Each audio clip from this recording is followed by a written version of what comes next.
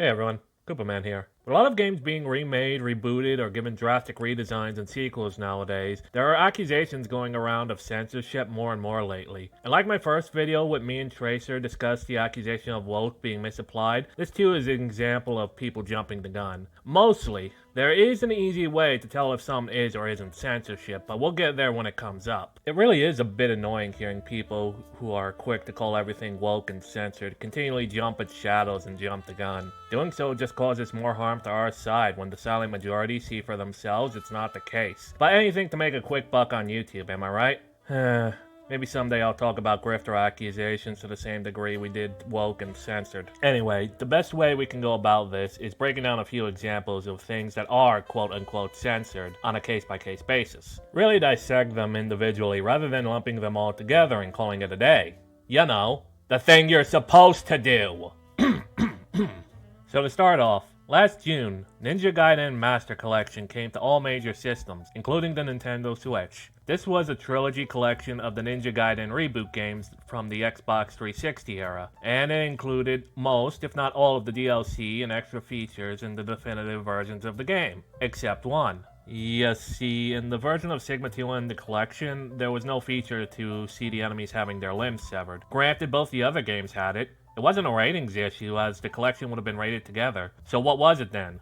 Was it censorship? Well, regardless what other YouTubers such as Vara Dark has said, no, it was not censorship. And before you type out angry comments calling me a cuck or a simp, ask yourselves this. If it was censorship, why would it only be just the one game? Why was the only feature that was cut just this and not the sexual fan service? Why am I the simp when I call out a woman who's obviously putting out clickbait for anti-SJW clicks? The explanation of what happened was simple. You see, the versions of the games that were ported were the Sigma ports. The originals, and Ninja Gaiden Black, had their master codes lost, which is normal even as recently as back then. Remember, Kingdom Hearts Remake had to be remade almost entirely because of lost source code. This comes into play when you remember Sigma 2 never had the severed limbs feature, as when they tried to implement it on the PlayStation 3 it caused slowdown issues which would make the game nigh unplayable.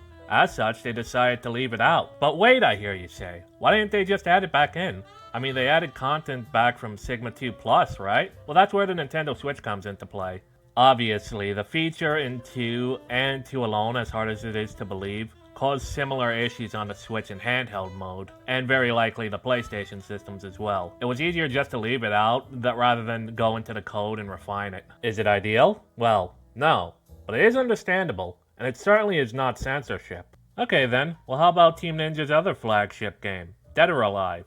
In 2019, Dead or Alive 6, the latest entry in the series, came to market and made a few creative choices that ran contrary to the rest of the series. If you've been living under a rock, let me explain. Dead or Alive is known for one thing: fan service. Lots of it. It's the game that coined the term jiggle physics. Granted, those were a thing before Dead or Alive, so what was different? Well, the direction they went in, I would say, was a lot closer to Ninja Gaiden. It was grittier, bloodier, and dirtier. As such, some of the characters' default costumes, keep that in mind, were changed. Some said this was to be more in line with other competitive fighting games that were starting to become staples at esports events like EVO. Now, this won't diverge into a discussion on whether or not it was a good decision. It probably wasn't. Or whether or not appealing to esports is a good thing or not. That can get its own video someday. But this needs to be understood. This was just the default costumes. The more fan-servicey original costumes were still in the game. Heck, they were even in the base game, before any DLC. You think with how much Dead or Alive likes nickel and diming its fans on fan service costumes these days, which it still does, that they'd put a price tag on them. They didn't. At the end of the day, this was a creative choice. There was maybe a bit of coercion involved with EVO, but other games, such as Tekken, were able to get away with much worse without getting esports groomers on their case. The same can be said for the upcoming Street Fighter 6. The game was recently announced, with the characters being revealed to have a more quote-unquote urban design style going for them. This seems to play into the game's seeming story and lore. All signs point to it taking place in or around Final Fight's Metro City. This is speculation for now, but it would explain the more street designs of Street Fighter staples. Do I personally think it looks good? No, it looks pretty awful. But thankfully, like with the Dead or Alive classic designs, they still seem to be accessible in the base game, which is good because those designs had a more timeless charm to them, rather than these designs having a how do you do fellow kids kind of vibe to them. An even more recent example is Bayonetta 3, which features the naive angel mode, which covers up some of the sexiness in the game. Clearly this mode was named that to take the piss out of anyone asking for censorship, but some of the more extremist members of our side saw it as legit serious. Poe's Law is no friend to the zealot.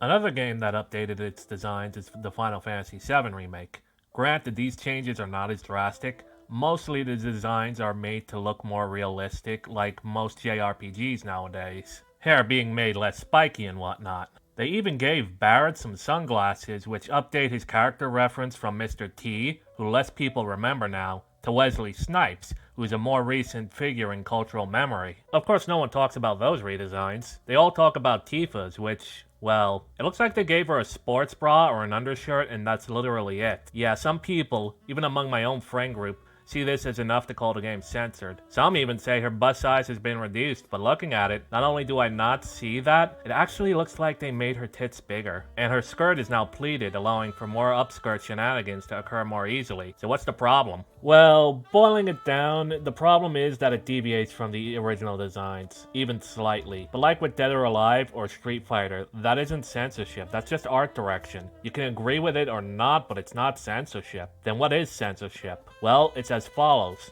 Censorship. Noun. The suppression or prohibition of any parts in books, films, news, etc. that are considered obscene, politically unacceptable, or a threat to security. What I'd also add to the definition is that works that are considered quote-unquote offensive are also subject to censorship. Otherwise, that must be the intent. Censorship is derived from the intent to remove or prohibit offensive or obscene content. It's not art style changes, nor is it the removal of features due to hardware limitations. You need to prove that the author believed the content was offensive if you want to prove censorship, and the closest thing I listed as examples of what isn't censorship is Final Fantasy, where Square Enix has a supposed ethics board, allegedly. We aren't even sure they even had input on the remake or not, or if they even exist. Okay, so what are some examples of censorship then? Firstly, there's Mortal Kombat 11. Like other fighting games, the latest entry in the series updated character designs. Unlike the others, you can see in interviews with the designers and devs, as well as other choices they made, what the intent was. The intent was to censor, and it can easily be proven. The employees of NetherRealm Studios follow a certain political agenda, so it isn't that far of a stretch to say that factored into their decision, especially when it only seemed to affect the women. Katana was given a more femdom personality, and given more modest outfits. Jade was made into a zombie and was also given a smaller bust size and less revealing outfits. And dear God, let's not even talk about what they did to my girl Shiva. None of these censorships affected the male characters. Heck, one of them even can fight in nothing but a loincloth. And you can't say this was done for international reasons. The game's banned in Asia, which ironically is an act of censorship. Then there's Street Fighter V. Unlike with Street Fighter 6, Street Fighter V kept their characters in their classic looks. What changed was between the initial reveal, release, and post-release patches. There was an online outcry from the kinds of people who staff NetherRealm Studios about how sexy the female characters, particularly my girl Armika, were. As a result of the astroturfed backlash from people who don't play games, or as we like to call them, game journalists, and the demands of esports organizers, who are political bedfellows with the non-gamers, costumes got altered and scenes got removed or altered to be more in line with these quote-unquote standards. Not even Nintendo is safe, with their American localizer branch being located in Redmond, Washington, which is on the Pacific Coast. This led to things like the breast slider and fan service outfits being removed from Xenoblade Chronicles X, Mr. Game & Watch's Fire Attack and Smash being censored to appease casino-owning Mexicans, and Fire Emblem Fates. Literally all of Fire Emblem Fates. The backlash from these, along with their head localizer being fired for using Nintendo products, including unreleased ones, in her sexually explicit OnlyFans photo shoots, really shows the character of these people. Most of the localizing team was pushed onto the back burner, being made to do stuff like podcasts and nothing else.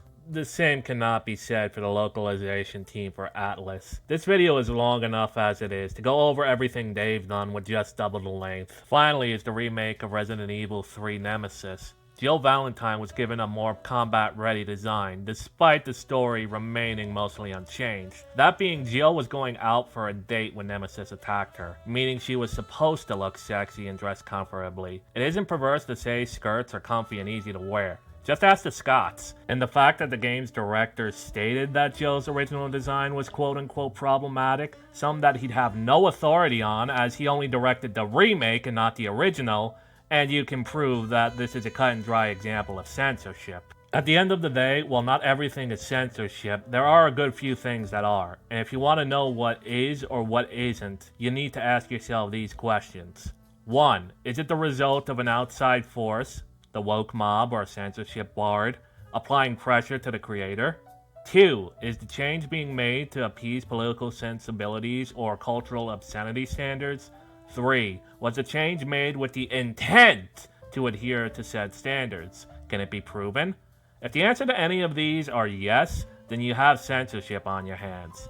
And no, it doesn't matter if you feel a work is censored or not. It objectively is or isn't, depending on if any of these apply. And if none of them do, then it's not censorship. If a work is objectively censored and you don't mind it, it's your choice and your opinion. You have a right to like whatever you want. The same can be said if you don't like a change in art direction and it feels like it's being censored, but it isn't. You can disagree with any art direction you want. It's what makes us human. There's nothing wrong with it, so let's just be honest about it from now on, alright? Anyway, I've been going on long enough. This has been the Koopa Man. Game on.